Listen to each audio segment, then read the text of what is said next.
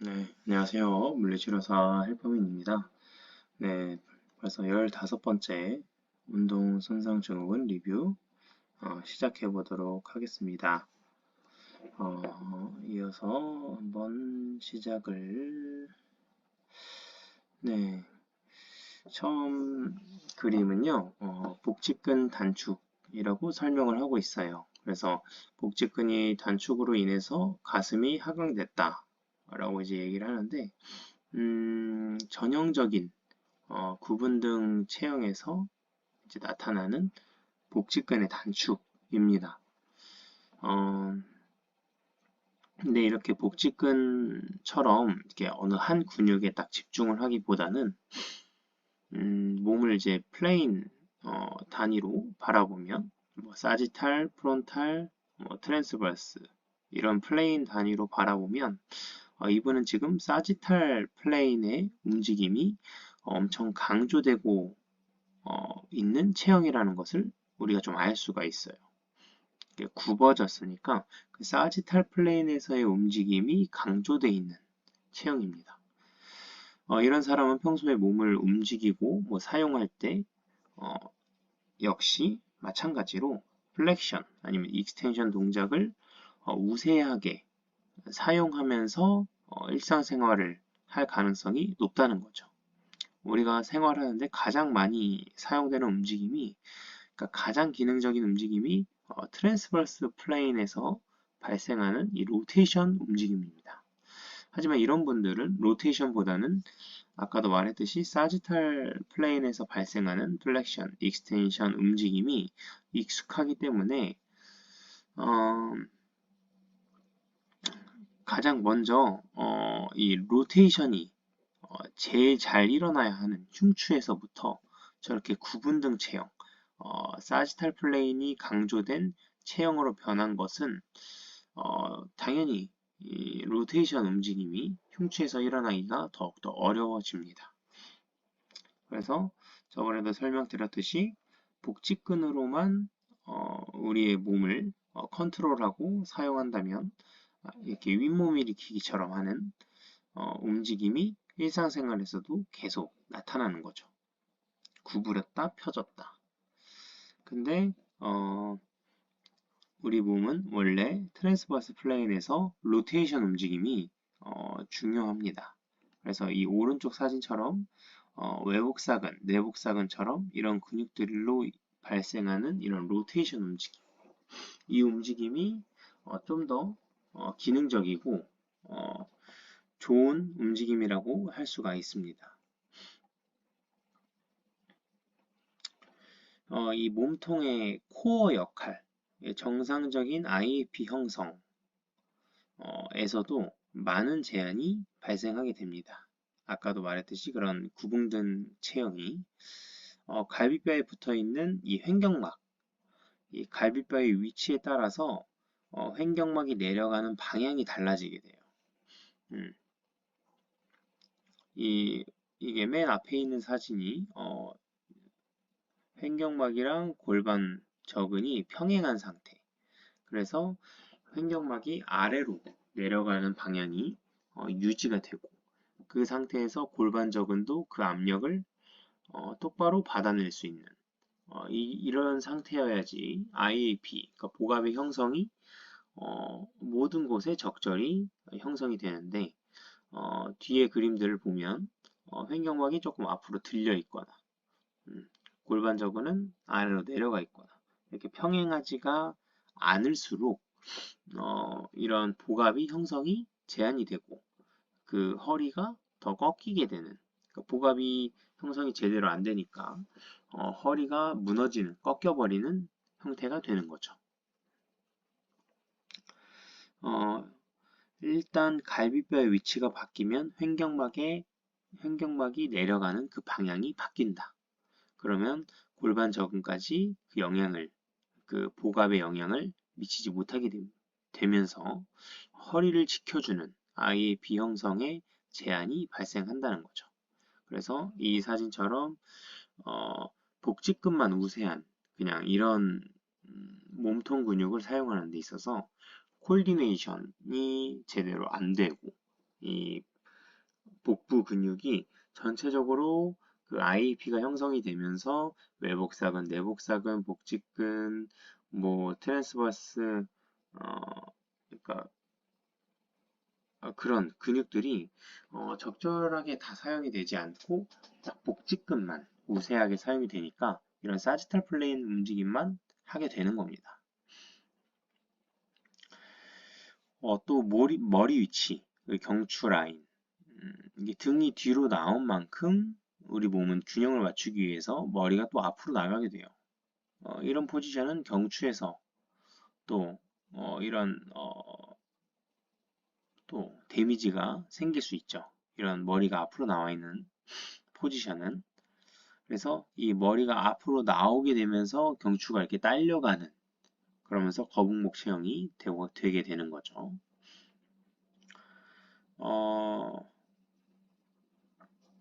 이 머리 자체가 뉴트럴 포지션에서 이미 벗어났기 때문에 그런 사람들은 엑시얼 로테이션, 이 C1과 C2의 에서 제일 많이 발생하는 엑시얼 로테이션이 애초에 나타나기 어려운 환경입니다. 애초에 JH에서 로테이션 하는 게 아니기 때문에. 그래서 목을 돌리고 할 때도 평소에 각인장되어 있는 SCM과 같은 근육들로 조절을 하고 컨트롤을 하는 게 돼요. 원래 후두화근이나 그런 근육으로 섬세하게 컨트롤을 해야 되는데 SCM, 머리가 앞으로 나온 상태에서는 SCM이 긴장이 과하게 돼 있는 체형이잖아요.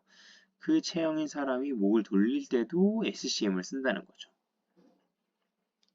그러면서 경추에는 당연히 좋지 못한 스트레스가 계속해서 평소에 제공이 될 가능성이 높습니다. 근육 불균형은 당연히 말할 것도 없고 원래 사용되어야 하는 이제 근육이 계속 저활성화되고 약화되고 또 과활성화되어 있는 몇몇 근육들만 이제 존재를 하게 되는 겁니다. SCM이나 뭐 복직근과 같은 근육들. 그리고 물론 가장 중요한 체중심도 전방으로 쏠려 있게 되면서 머리가 있는 방향이 체중심이 이동하는 방향이라고 보시면 돼요. 그래서 머리가 앞으로 나와 있는 사람은 절대 체중심이 뒤로 갈 수가 없습니다. 반대로 머리가 앞으로 가 있는 사람은 체중심이 앞으로 가 있다는 거죠. 그래서 체중심이 전방으로 쏠려 있는 거, 그것도 개선을 좀 해줘야 된다. 그냥 목만 집어넣으면 안 된다는 거죠. 그래서 체중심이 전방으로 쏠려 있게 되면서 그 균형을 맞추기 위해서 후방에 있는 표면 근막 선도 계속해서 균형 맞추려고 긴장을 유지해야 돼요. 긴장도를. 그래서 뒤에 있는 근육들이 계속 타이트하고 특히 햄스트링이나 뭐 이렉터 머슬들, 특히 허리 부분이 과하게 활성화될 가능성이 높다는 겁니다. 종아리 근육 같은 경우도. 그래서 계속 체중심 때문에 이러한 근육들이 계속 평소에도 과하게 긴장이 되어 있는 상황이 된다는 거죠. 그러면서 이제 앞뒤 불균형이 점점 더 심해지고 그리고 앞뒤 움직임만 하는 몸이 점점 돼가는 거예요. 그러면서 회전 움직임, 기능적인 움직임은 더더욱 발생하기가 어려운 몸이 되는 것입니다. 그리고 이런 분들은 이 그림을 보시면 스파인으로 이렇게 누우면 갈비뼈가 엄청 떠 있는 포지션으로 변하게 됩니다. 아까도 말씀을 드렸듯이 이런 갈비뼈의 포지션, 이렇게 립이 떠 있는 포지션인 상태에서 호흡을 하게 되면 횡격막의 이동 경로가 변하게 돼요. 그게 가장 큽니다. 그러면서 횡격막이 복압을 형성하는데 너무나 중요한데 그 횡격막이 방향이 바뀐다는 거예요. 방향이 바뀌면 복압도 형성이 제대로 안 된다는 거죠. 저렇게 갈비뼈가 들려 있으면 횡격막이 앞으로 나가겠죠. 아래로 골반 쪽으로 내려가질 않고. 그러면 당연히 골반 저근이 그 압력을 받아서 이 IAP 복압을 형성을 해야 되는데 애초에 횡격막이 아래로 안 내려가고 앞으로 내려가니까 골반절근이 아무리 재위치를 하고 있어도 IAP가 제대로 형성이 안 된다는 거죠. 특히 이렇게 갈비뼈가 이렇게 앞으로 들려 있는 상태에서는 특히 후방에 양쪽 옆구리, 뒤 옆구리에 IAP 호흡이 제대로 들어가지 못하고 복압 형성이 제대로 안 됩니다. 그래서 복압을 평가할 때는 가장 중요한 두 부위가 있는데 첫 번째는 아랫배까지 그 복압이 형성이 되는지, 두 번째는 뒤 옆에 그 옆구리 뒤쪽 옆구리 라인에 복압이 형성이 되는지 파악을 하는데 이렇게 립이 들려 있는 사람은 뒤 옆구리가 절대 채워지지가 않는다는 거죠. 그럼 그거를 대신 허리 근육, 이렉터 스파인 머슬들이 대신 또 하게 되면서 이 회전, 로테이션의 움직임을 하기보다는 이렉터 머슬, 그러니까 신전 근육들, 익스텐션만 강조하는 그런 움직임이 나오면서 허리가 부담이 될 수가 있습니다. 그래서 점점 더 몸은 사지탈 플레인에서의 움직임만 하게 되는 그런 기능적이지 못한 움직임을 하는 몸이 된다는 거죠. 그래서 이를 교정하기 위해서는 갈비뼈 사이에 이 근육들도 계속 긴장이 되어 있는 가능성이 많아요. 이런 분들은. 그래서 가볍게 손끝으로 갈비뼈 사이에 있는 근육들을 좀 풀어줄 수 있고요. 또 갈비뼈를 뉴트럴 포지션으로 위치하도록 지그시 손바닥으로 세게 누르시면 안 되고 지그시 눌러주는 방법도 있습니다. 근데 이런 만성 환자 같은 분들은 갈비뼈가 엄청 굳어 있어요. 이렇게 오랫동안 체형을 유지했기 때문에 그래서 잘못했다가 잘못 누르면 이제 갈비뼈가 다칠 수가 있습니다. 미세 손상이 이어질 수 있기 때문에 항상 그 환자분의 상태에 맞게 조심스럽게 무리되지 않도록 케어를 해야 합니다. 그리고 뭐 아니면 후크라인 자세나 뭐 스리먼스 스파인 자세에서 갈비뼈를 좀 컨트롤 한다던가 그러면 조금 더 갈비뼈가 편하게 다칠 수가 있습니다.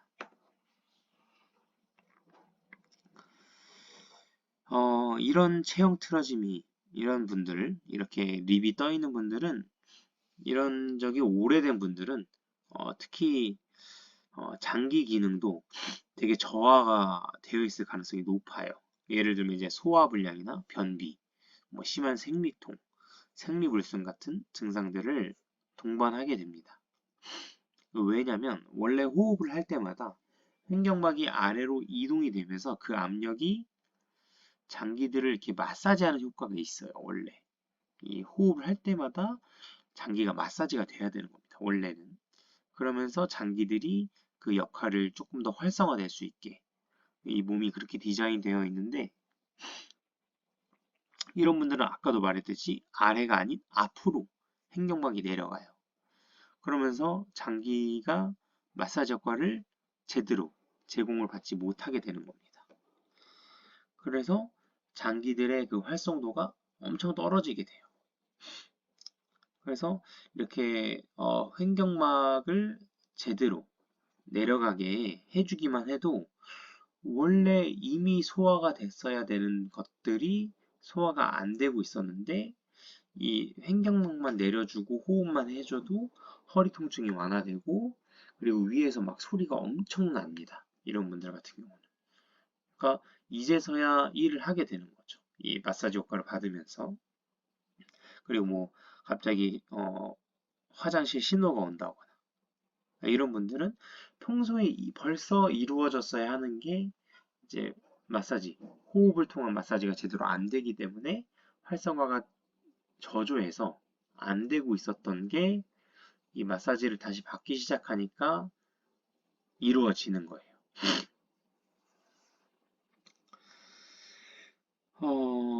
그리고 이제 복압의 형성이 제대로 안 되잖아요. 이런 분들은.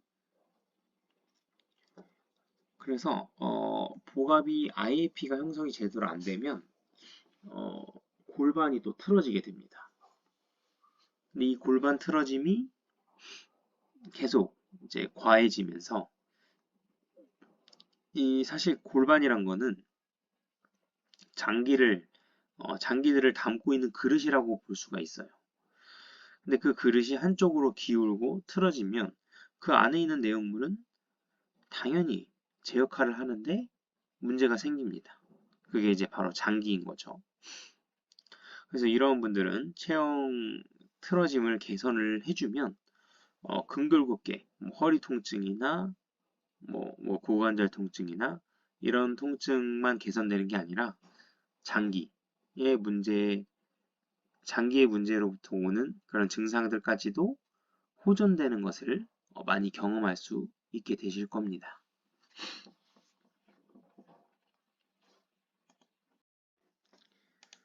네, 다음을 한번 넘어가 보겠습니다.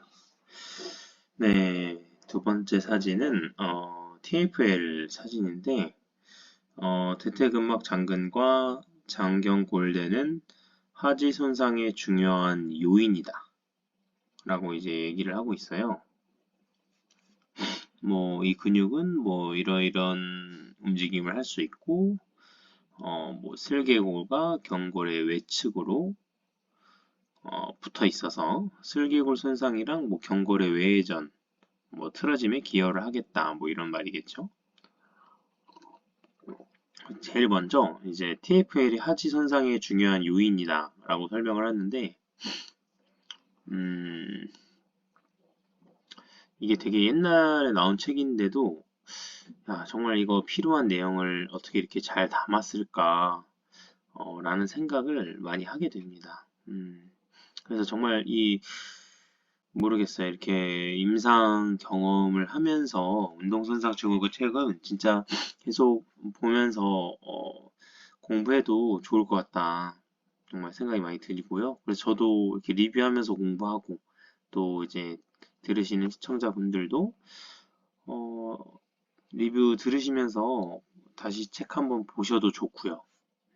아니면 책까지 보기 어려우면 그냥 리뷰 제 거 그냥 들으시면서 그냥 가볍게 복습하면 좋을 것 같아요. 뭐 아무튼 TFL이 하지 손상의 중요한 요인이라고 표현을 했는데 조금 더 살을 붙이면 TFL은 하지 불균형을 파악할 수 있는 중요한 척도로 볼 수가 있습니다. 어, 대부분 사람들이 TFL이 타이트하고 좀 과긴장되어 있어요. 그래서 막 매뉴얼로 누르면 아파하죠, 다들. 근데 그 정도가 있어요, 차이가. 정도의 차이. 뭐, 타이트한 정도의 그 차이가 있잖아요. 그 차이에 따라서 하지 불균형이 얼마나 이 사람이 심한지 아니면 좀 괜찮은 편인지 파악하기 좋은 근육이라고 생각이 듭니다. 이제 특히 고관절의 로테이션 기능이 얼마나 떨어져 있는지에 대해서 파악하는 데 좋아요. 그러니까 얼마나 보상작용을 많이 하고 있는가로 볼 수 있는 겁니다. 그러니까 원래는 이제 딥 로테이터, 힙 딥 로테이터가 그 고관절의 로테이션의 움직임을 조절하고 담당을 해야 되는데 그 기능이 떨어지다 보니까 그 고관절의 로테이션 기능이 떨어지다 보니까 TFL과 같은 투조인트 머슬들이 대신 컨트롤을 하고 있는 거예요. 그래서 과긴장이 되고 있는 거고 그래서 TFL이 과긴장되어 있다는 것은 이 사람이 딥 로테이터를 잘 쓸 줄 모르는구나. 그래서 고관절의 로테이션이 그 움직임의 질이 많이 떨어져 있구나. 이 사람 고관절이 뭐 기능적이지 못하다. 라는 것을 이제 TFL을 통해서 좀 우리가 파악을 할 수가 있는 거죠. 그리고 경골 외회전.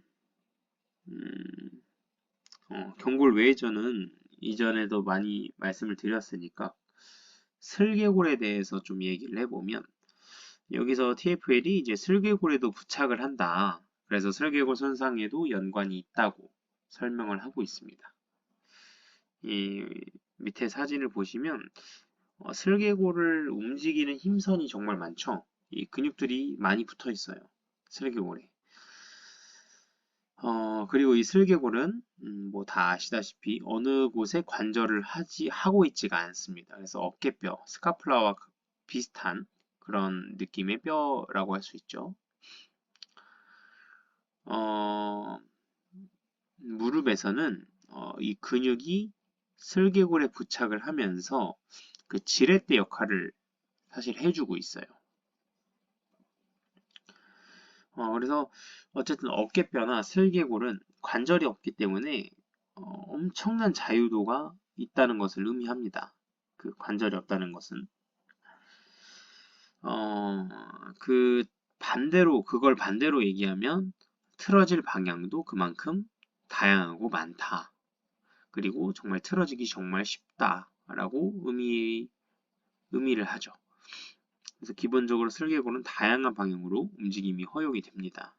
하지만 위에 TFL과 같은 근육의 과긴장되거나 슬개골에 붙어있는 근육들의 불균형은 슬개골의 움직임을 어느 한쪽으로만 움직이게 하고 또 어느 한쪽은 제한시키는 경우가 발생을 하게 됩니다. 이럴 경우에 지렛대 역할이 한쪽으로 쏠리게 되면서 무릎이 구부려지고 펴지고 그 움직임이 제한이 발생할 수가 있거나 아니면 통증이 나타날 수도 있어요. 뭐 평가 방법도 가르치는 사람마다 다 다르긴 한데 실제 임상에서 제가 해볼 땐 가장 쉽고 단순하게 생각을 해보면 슬개골을 다 움직여 보면 돼요. 여러 방향으로 움직여 보면 움직임이 제한이 되는 방향이 느껴져요. 이쪽으로는 좀 잘 안 가네. 다른 데는 다 잘 가지는데 그러면 그 움직임이 제한이 있는 그 방향으로 계속 모빌라이제이션을 해주는 거예요. 되게 쉬운 방법인데 치료 효과가 되게 좋습니다. 계속 해보면 아시겠지만 슬개골 움직임이 제한되는 방향 반대편 근육이 이제 과긴장 되어 있다는 뜻이겠죠. 근데 모빌라이제이션만 해줘도 그 반대의 근육의 긴장도가 정상적인 톤으로 변해가는 것을 해보면 아실 수가 있습니다. 특히 TFL이 과긴장되는 경우가 많기 때문에 안쪽 아래로 움직임이 제한되는 분들이 많아요. 그래서 슬개골 모빌라이제이션을 통해서 TFL의 긴장도를 조절을 해줄 수도 있다. 물론 이제 TFL의 디지털 파트를 말씀을 드리는 겁니다. 그 고관절 완전 프록시멀 파트는 이거 한다고 정상적으로 톤이 바뀌진 않겠죠. TFL이 워낙 긴 근육이기 때문에 그렇습니다.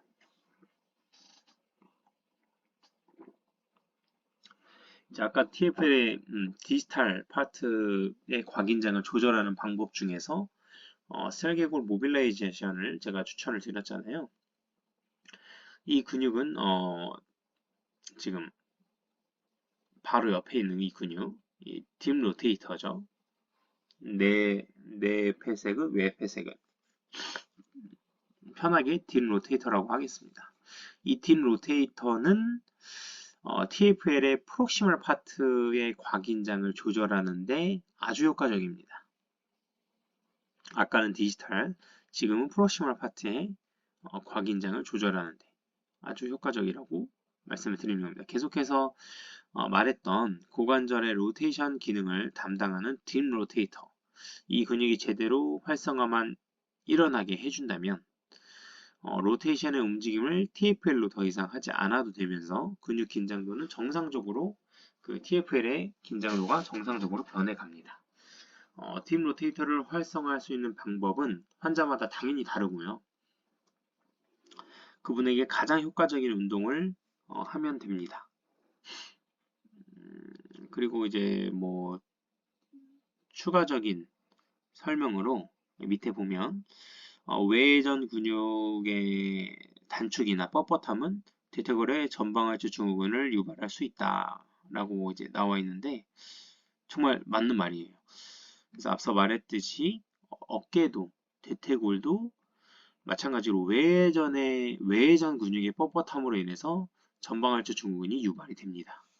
그래서 전방할주 증후군 어깨든 고관절이든 외회전 근육이 키 머슬이다.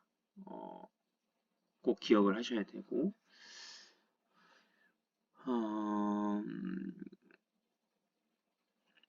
그래서 어쩌면 어깨나 고관절의 회전 기능을 회복을 하는 거, 로테이션 기능을 회복하려면 외전 근육의 회복이 거의 반 이상이다 라고 할 수 있을 정도로 외전 근육의 역할은 매우 중요합니다. 뭐 전방할주를 막아주는 어깨로 치면 견갑하근, 뭐 고관절로 치면 장요근 앞에서 막아주고 있죠. 그런 근육들이 전방할주 증후를 케어하는데 중요하다고 얘기를 하는데 이런 것들도 결국에는 외전 근육이 회복이 되어야 제 역할을 수행할 수 있는 그런 환경이 제공이 돼요. 그래서 외전 근육이 기능적으로 회복이 되지 않는 이상 절대로 앞쪽의 근육들이 전방할주되는 뼈를 막아주지 못합니다. 뒤쪽에 일단 공간이 있어야지만 뼈가 뒤로 이동할 수 있고 이동한 상태에서 막을 수가 있는 거예요. 그 앞쪽에 있는 근육들은. 근데 이미 빠져 있는데 앞에 근육들을 뭐 활성화한다고 그게 뒤로 들어가지를 않습니다. 앞으로 빠져 있던 게. 그래서 무엇보다도 외전 근육의 이센트릭한 컨트랙션을 특별히 CKC 상황에서 연출이 되어야 효과는 극대화되게 됩니다. 그래서 고관절이 찝히거나 뭐 어깨가 찝히거나 뭐 앞바다리 할 때 다리가 바닥으로 안 내려간다거나 뭐 내외전 동작할 때 고관절에 찝힘이 느껴진다거나 뭐 어깨 내외전 동작할 때 앞쪽이 아프다거나 팔을 올리거나 벌릴 때 매스하게 그 어깨 관절에서 움직임이 일어나는 게 아니라 어깨 뼈로 치켜 올리는 그런 매스한 움직임과 함께 ROM 제한이 있다거나 뭐 이런 거 다 적응증이라고 보시면 됩니다.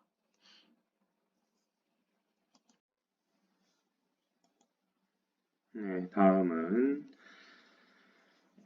발목 관절에 관련된 내용입니다. 발목 관절을 제어하고 컨트롤하는 근육들에 대해서 좀 이해를 해볼 필요가 있습니다. 카프 머슬이라고 이제 나와 있죠.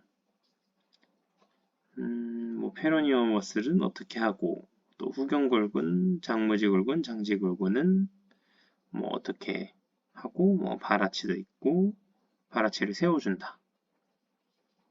그리고 이들 근육 중 이들 근육 하나 또는 모든 근육의 좌상의 결과로 후 정강이 스플린트가 발생.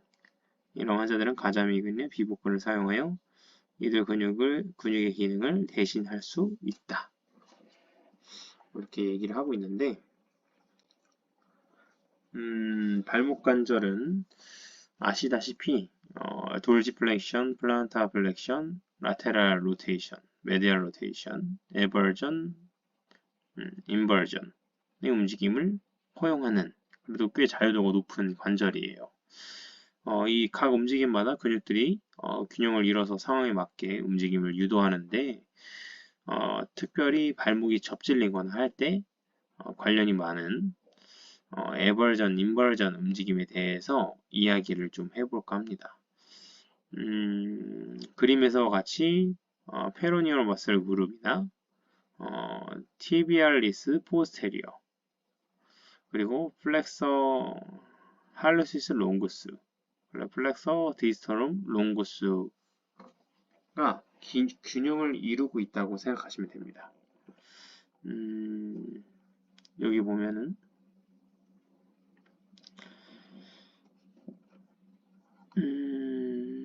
페로니얼 머슬들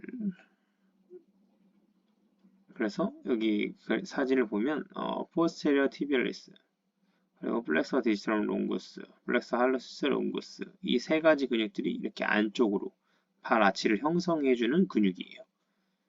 그러니까 얘는 인버전 하는 애죠. 그리고 나머지 이 근육의 균형을 맞춰주는 애들이 페로니어스 머슬. 이제 바깥쪽에 있는 페로니어스 머슬들 에버전, 에버전의 움직임을 담당합니다. 그래서 이 두 근육군 그룹들이 균형을 맞춰서 발목의 정상적인 얼라이먼트를 유지해 주는 겁니다. 근데 이런 균형이 깨지게 되면 체형 틀어짐이 또 발생을 하게 되는 것이죠. 발 아치가 무너지는 쪽으로 아니면 발목이 접질리는 쪽으로 이렇게 발생할 수가 있어요. 하지만 이런 체형 틀어짐, 그러니까 발목을 보기 전에 체중심과 골반, 코어의 불균형을 먼저 개선하는 작업이 선행이 되어야 합니다. 발목이 틀어졌지만 그 발목만 보고 치료를 하면 제2의 틀어짐을 야기시키고 있을 수도 있어요.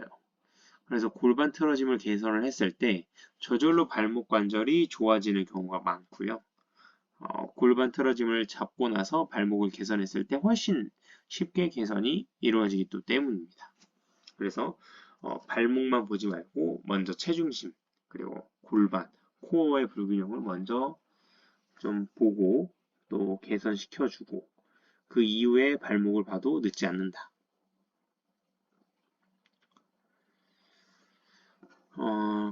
그러니까 먼저 숲을 보고 그 다음에 이제 나무도 또 나무대로 또 자세하게 볼 줄 알아야 되는데 이제 나무를 본다고 생각을 해보면 특히 발 아치 근육에 대해서 언급이 나와 있어요. 아까 위에서 tibialis posterior는 발 아치를 지지해주는 특히 longitudinal 아치를 지지하는 대표적인 발 아치 근육이라고 할 수가 있습니다.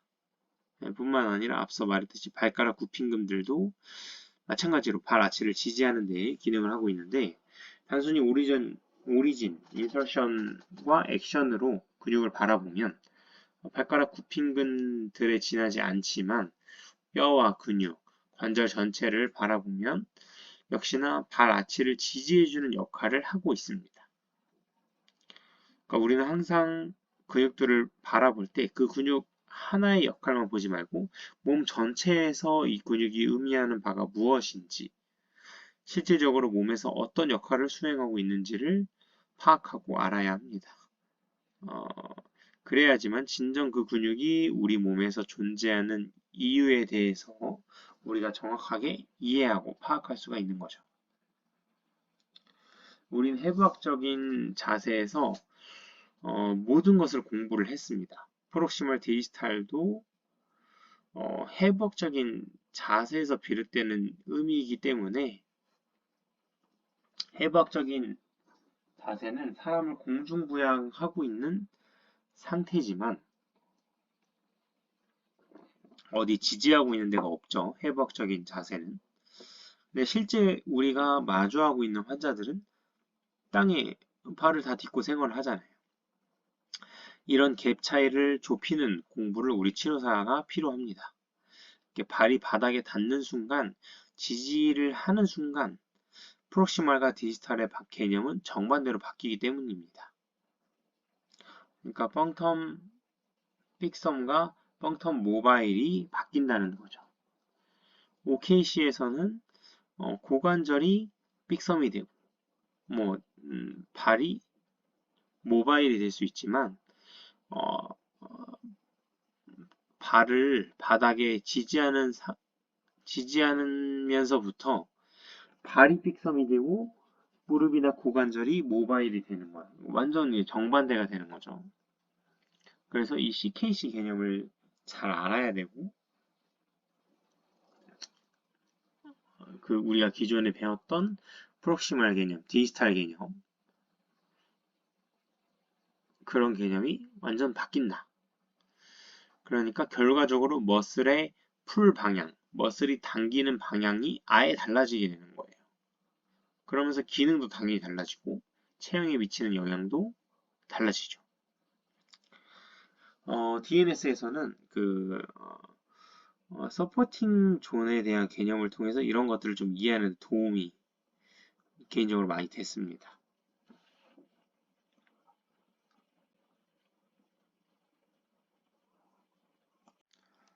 네, 이어서 설명을 드리면 책에서 나온 설명에서 보면은 이제 앞서 말한 근육들, 이들 근육 중 하나, 대부분의 근육에 손상이 있는 경우에 posterior sin sprint가 발생한다고 이제 설명하고 있습니다. 그리고 솔레오스와 가스트로네미우스로 컴펜세이션 하는 패턴이 발생한다 라고 말을 하고 있는데요. 먼저 posterior sin sprint가 무엇인지에 대해서 좀 알아볼 필요가 있죠. 쉽게 말해서 sin sprint란 마라톤이나 과도한 운동을 했을 때 발생하는 정강이 앞쪽 또는 종아리 안쪽의 통증을 의미합니다. 어느 때는 정경골근의 손상으로 정강이 앞쪽 통증이 나타나기도 하고 또 후경골근 손상으로 종아리 안쪽 통증이 나타날 수도 있습니다. 또는 경골 자체 안쪽 뼈 쪽에 통증을 느끼기도 하는 거죠. 근육이 아니라.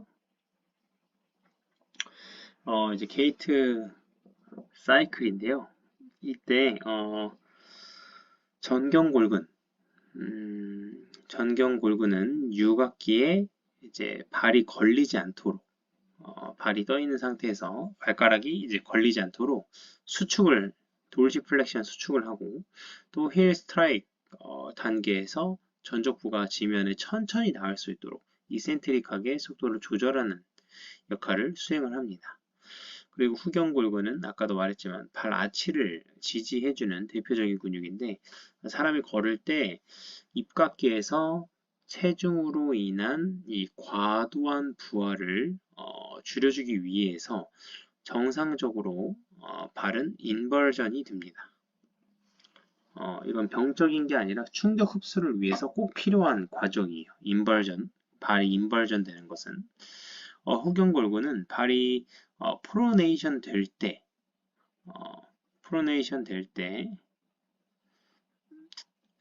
속도를 조절하기 위해서 수축이 발생하고 또한 힐 오프 단계에서 수피네이션 움직임을 만들어서 발목 관절이 잠기도록 하는 역할을 또 하게 됩니다. 발이 수피네이션 돼서 단단하게 고정이 되지 않으면 강한 추진력을 발휘할 수가 없기 때문에 뒤꿈치가 들리면서 발은 수피네이션 되어서 잠기게 되고 이 발가락이 지면으로 인해 돌지 플렉션 형태가 되면서 족저근막은 팽팽하게 당겨지게 되고 아치가 높아진 상태에서 활 시위처럼 에너지를 한껏 응축한 이 족저근막은 강한 추진력을 발휘하게 됩니다. 이런 과정을 유지하기 위해서 발이 단단하게 잠겨 있어야 하는데 이런 잠김에 있어 후경골근이 가장 중요한 역할을 수행한다는 거죠. 이 발의 수피네이션 상태에서 잠거지는 수피네이션을 고정하는 힘을 후경골근이 제공을 해준다라는 겁니다. 그래서 이제 프로네이션 되어 있는 발 아치가 무너진 이 왼쪽 그림과 같이 평발 같은 경우는 충격 흡수는 유리할 수 있어요. 이렇게 충격의 흡수가 체중에 대한 충격의 흡수가 프로네이션 발은 발 아치가 무너진 발은 유리하긴 하지만 이 수피네이션을 통한 발목 관절의 잠김이 약하기 때문에 추진력, 운동 능력이 떨어지게 됩니다. 발목이 잠겨야 둔근의 힘이 발을 지나서 지면으로 싹 전달이 되면서 지면 반발력을 제대로 받을 수 있는데 이런 발목이 잠기지가 않으면 둔근의 힘이 지면까지 도달하지를 못해요. 그 압력이 새버립니다. 중간에 어느 관절들에 의해서 특히 발목 관절이겠죠. 애초에 아치가 무너지면 고관절 내외전 틀어짐이 또 야기가 되잖아요. 발 아치가 무너지면서 무릎이 안쪽으로 들어가고 그러면서 고관절 내외전 틀어짐이 발생하게 됩니다. 그럼 고관절 내외전 포지션은 둔근이 또 늘어나 있는 포지션이고 그럼 효율적인 액틴 마이오신 결합이 나오지 않기도 하는 거죠. 이처럼 사람이 걷고 뛸 때 정경골근과 후경골근이 계속해서 사용이 되는 겁니다. 과도하게 운동을 하면 무리가 오면서 앞쪽 정강이와 종아리 내측에 통증이 나타나는 것입니다. 만약에 발이 평발이거나 아니면 평탄하지 않는 바닥에서 운동을 하게 된다면 더욱더 무리가 되겠죠. 그래서 정경골근이나 후경골근이 사람이 걷고 뛸 때 무리가 많이 되는 부위다. 피로도가 많이 쌓이는 부위다. 그래도 근육의 통증은 이런 근육들의 문제는 치료가 쉽게 되지만 경골뼈 자체가 아픈 경우도 있어요. 이런 경우를 내측 경골 스트레스 증후군이라고 하는데 이때는 반드시 휴식을 해야 됩니다. 계속 운동을 무리하게 하면 경골 스트레스 골절로 발전을 할 수가 있기 때문입니다. 후경골근과 정경골근을 매뉴얼 해볼 때 환자가 통증을 심하게 느낄수록 발과 하태의 피로도가 높구나 라고 우리가 알 수가 있고, 그렇다는 것은 체형이 틀어져 있다는 것을 의미하고 얼마나 많이 틀어져 있느냐는 통증이 심할수록 다르다. 발목으로 보상을 하고 있구나 라고 예상을 해볼 수가 있습니다. 원래 둔근이 해야 되는 역할을 그런 발목 근육들이 대신 하고 있구나, 과도하게 사용되고 있구나 라고 생각하시면 됩니다. 그리고 발목을 접지를 때 왜 대부분 바깥쪽이 늘어나면서 스피네이션 형태로 접지르게 되는가에 대해서 좀 이야기를 해보면, 발목 관절의 해부학적인 상황을 보면 이해하기가 쉽습니다. 발목 관절 위로는 경골과 비골이 위치를 하고 있습니다.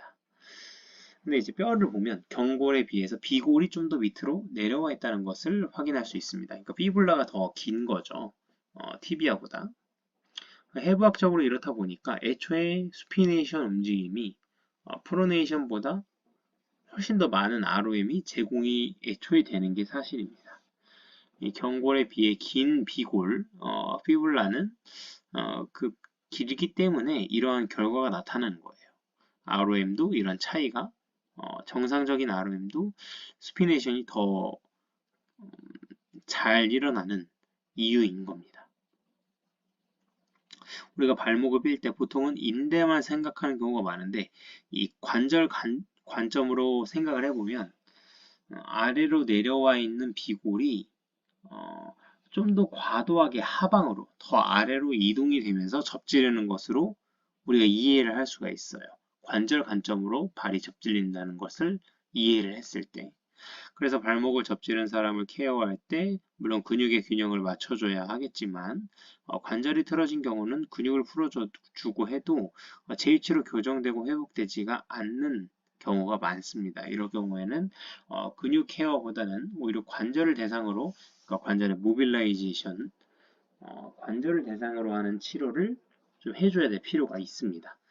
제 위치에 갈 수 있도록 모빌라이제이션을 하는데, 비골을 좀 더 상방으로 이동시켜주는 쪽으로 해주면 효과가 훨씬 더 좋을 수가 있겠죠.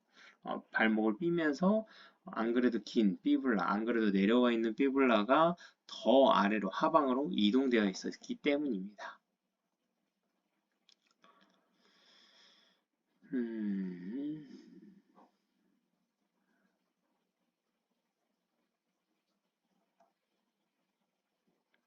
그래서 이런 관절의 모빌라이제이션 으로 케어를 한다는 것은 어깨 전방할주 증후군이랑 같은 개념입니다. 그러니까 근육으로만은 근육을 케어해서만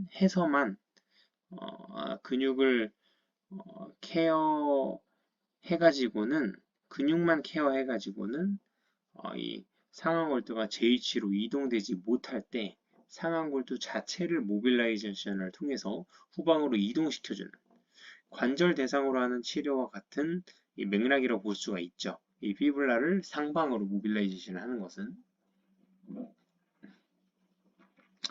아무튼 책에서 나오는 posterior sin 스프린트는 후경골근이 과도하게 무리가 돼서 발생하는 것으로 종아리 안쪽 통증을 의미하는 겁니다. posterior sin 스프린트는 그리고 이런 상태에서는 솔레우스와 가스트로네미우스가 컴펜세이션 하는 패턴이 발생한다고 설명을 하는데, 발목에서 가장 강력하고 힘이 좋은 근육이고 가장 투박하기도 하고 발목 근육들 중에 보상작용이 나타나기 쉬운 근육이라고 할 수 있습니다. 이 솔레우스랑 가스트로네미우스가.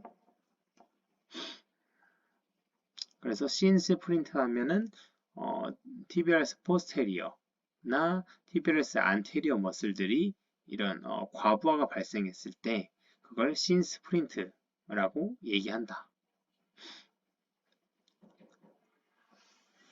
아무튼 발목에서는 가장 컴펜세이션이 잘 일어나는 근육이 솔레우스와 가스트로네미우스라고 했죠. GCM.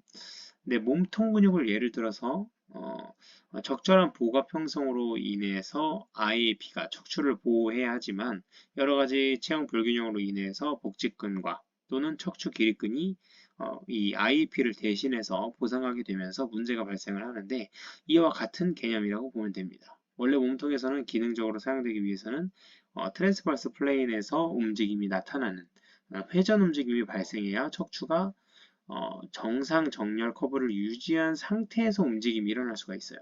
근데 복직근이랑 척추 기립근의 보상작용은 회전 움직임보단 이 트랜스버스 플레인에서의 움직임보다는 투박한 사지탈 플레인에서의 움직임인 굴곡이나 신전 움직임으로 대체가 됩니다.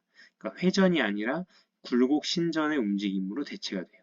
이 회전 움직임에서 굴곡 신전 움직임은 기능적으로 낮아지는 것은 물론 척추의 안정성을 유지하는 데 있어서도 부족한 점이 너무나 많아지는 겁니다.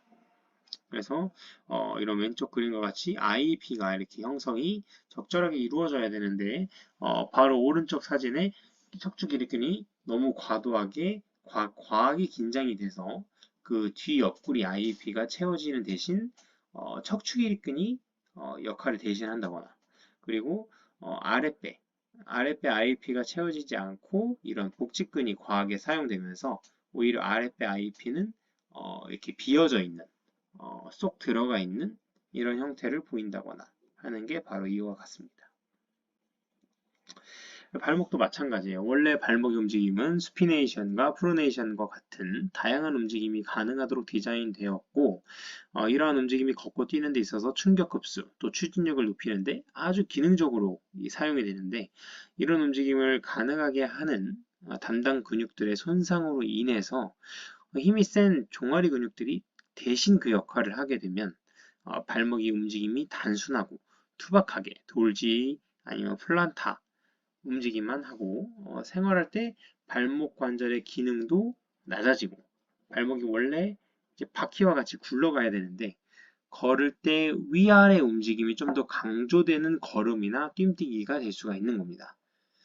주변에도 그런 사람들이 있을 수가 있어요. 걸을 때 앞으로 이동하는 느낌이 돼야 되는데 위아래로 통통 튀기듯이 걸어 다니는 사람. 마치 게임 속에 이제 캐릭터처럼 걷는 사람들이 종종 있습니다. 이 종아리 근육의 보상작용으로 인한 발목의 기능이 투박해지면서 발생하는 이런 기능적이지 못한 움직임이라고 할 수 있습니다. 뛸 때도 앞으로 이동을 해야 되는데 불필요할 정도로 위아래로 움직임이 강조되는 이 뛰는 움직임이 발생하는 것. 이런 것들도 마찬가지로 종아리 근육의 보상작용이라고 볼 수가 있는 겁니다. 이렇게 되면 종아리 근육들이 과도하게 피로해지고 뭉치고 또 순환이 되지가 않겠죠. 또한 충격 흡수도 자연스럽게 되지 못하고 추진력도 몸 전체가 만들어내기보다는 발목 관절 하나로만, 그냥 플란타 플렉션의 그 움직임 하나로만 만들려고 하는 느낌이 강해요. 그래서 훨씬 더 종아리가 과하게 긴장이 될 수밖에 없습니다. 그래서 점점 수피네이션, 프로네이션의 기능적인 움직임은 움직임 속에서 점차 줄어들고 투박한 돌지, 플란타 플렉션만 하게 되는 겁니다. 특별히 이제 플란타 플렉션을 많이 하는 거겠죠. 그래서 발목의 기능을 되살리기 위해서는 먼저 과도하게 긴장되어 있는 종아리 근육들을 먼저 매뉴얼 해주는 게 그 후에 근육들의 균형을 맞춰줄 수 있는 이제 케어를 그때 해야 됩니다. 발목 근육들을 매뉴얼할 때 봐야 하는 부위가 먼저는 말했듯이 종아리 근육, 가장 부상작용이 심하기 때문에 과도하게 긴장되어 있을 확률이 높습니다. 그래서 꼭 이완시켜줘서 다른 근육들과 같이 협응할 수 있도록 좀 해줘야 되고요. 그리고 앞서 말한 걷고 뛸 때 사용되는 전경골근과 후경골근 부위가 과부하될 가능성이 높기 때문에 매뉴얼 할 때 꼭 같이 케어해줘야 하는 부위 중에 하나가 되는 겁니다. 그래서 종아리 근육이나 이런 티비얼리스 안테리어, 티비얼리스 포스테리어 이런 근육들을 케어를 해줘야 된다. 그리고 옆에 가쪽에, 바깥쪽에 있는 페러니어스 머슬들 그룹 같은 경우는 그 비골을 차라리 근육을 말고 비골 자체를 그 뼈를 지그시 압박하듯이 눌러준다 라고 생각하면 페러니어스 머슬들은 좀 피로도가 좀 풀리고 좀 매뉴얼을 할 수가 그렇게 매뉴얼을 좀 할 수가 있습니다. 보통 일어나는 보상작용 중에 전경골근의 약화로 인한 보상작용으로 장지 신근들이 활성화되는 경우가 많아요. 그러니까 티비얼리스 안테리어가 약화가 되면서 그걸 이제 보상하기 위해 장지 신근들이 활성화됩니다. 그래서 옆에 이제 스쿼트하는 사람 보면 이 발목이 엄청 뻣뻣하잖아요, 뒤에. 그러니까 돌지 플렉션이 잘 안 나오고 있죠. 그래서 뭐 뒤에가 타이트해서 그렇든 아니면 뭐 전경골근 그러니까 티비얼리스 안테리어가 약하든 어쨌든 잘 안 되는 상황에서 발가락이 저렇게 떠져 있는 거는 돌지 플렉션을 못하니까 발가락이라도 신절을 하는 그런 상황인 겁니다. 스쿼트 할 때도 발가락이 지면에 닿지 않고 떠 있는 듯한 자세를 하고 있는 것도 같은 경우인 거죠. 이게 심해지면 발등이 저림감을 느낄 수가 있습니다. 전경골근 대신 보상작용했던 장지신근의 과부하가 그 결과인 거죠. 무엇보다 이런 상황이 발생한 것은 전경골근의 활성화가 되기 어려운 환경입니다. 대부분 종아리 근육이 과도하게 단축되어 있고 과긴장되어 있죠. 이제 우선은 종아리 근육의 길이를 정상적으로 늘려주고 이완해주는 게 사실 먼저 필요해요. 환자의 상태에 따라서는 발목, 돌지 플렉션 동작으로 모빌라이제이션이 필요할 수도 있는 거죠. 돌지 플렉션이 잘 될 수 있는 모빌라이제이션을 해줄 수도 있는 거예요. 그 후에 발목이 가장 잘 움직여지고 정경골근이 사용할 수 있는 환경이 갖추어졌을 때 자연스럽게 발가락이 아닌 발목으로 사용하는 경우도 있고 심한 경우 발가락 관절들도 좀 모빌라이제이션을 해주면 좋겠죠. 하지만 그 전에 무엇보다도 사실 비골의 틀어짐 아니면 골반, 체중심, 코어 근육 불균형의 개선이 선행이 돼야 할 겁니다. 발목을 만지기 전에. 그래서 항상 나무만 보지 말고 숲을 보고 확인하는 습관을 가져야 합니다. 이 옆에 사진도 지금 뭐 종아리 근육이 타이트해서 아니면 돌지 플렉션이 약해서 이 돌지가 안 나오는 게 아니라 이 경골의 비틀림 때문에 돌지 플렉션이 그 움직임이나 질이 제한이 됐다는 것을 우리가 알 수가 있습니다. 그래서 그냥 단순 발목만 보지 않고 돌지 플렉션이 안 나와서 그럼 돌지 플렉션 근육이 약한가? 아니면 그 반대 근육 대항하는 근육들이 센가? 이렇게 단순하게 생각하지 않고 그냥 틀어져 있기 때문에 그 ROM이나 기능이 제한이 생기는구나. 그래서 어떤 우리 몸의 어떤 부분이 가장 많이 틀어져 있는가 이거를 좀 바라보려고 하고 평가하려고 하는 그런 마음이 필요합니다. 네, 이상입니다.